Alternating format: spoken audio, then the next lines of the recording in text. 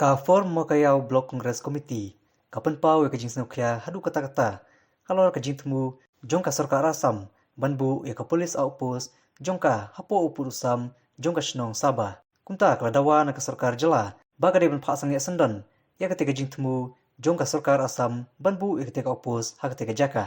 Na kaliang unehi maya tingkan, ubari advisor ka form mo kayau BCC, habai kran betkilat patai kubor,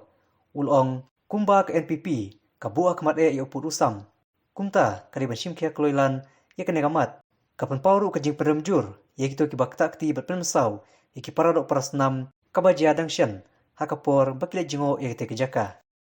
Nga wina wa sa ke thain bordar adap di jing nyau kia hodin wutip ya jing jia po thain bordar yung idai po sabang mukro wa ga polis asam wan thombor gi pen hadin jingkir yung yong chnong sabah idai hadin wi cham we chnong pen ar gi we chnong nyau kia hadin wa yo jing tip wa kanika police station da chna ki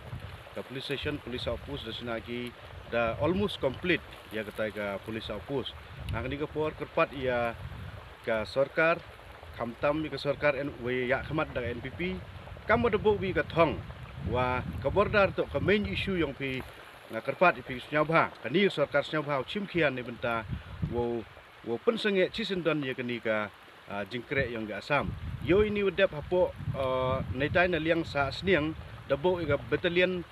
temporary camp ketu to cibenta ne wailat ya kani ga Assam boleh thombor go hadin yo go kamaran din ni ho dabo ya kata ga battalion temporary camp tengah senyau ong banjur sejisin ya kani ga sarkar WM kan ni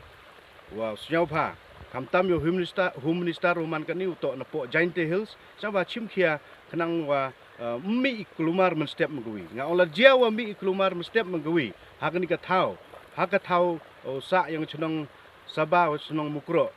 nga ong kani ka por wa to ka jingba khle ulai ko cho home minister rengkat wa kani ka sarkar wa am kan ni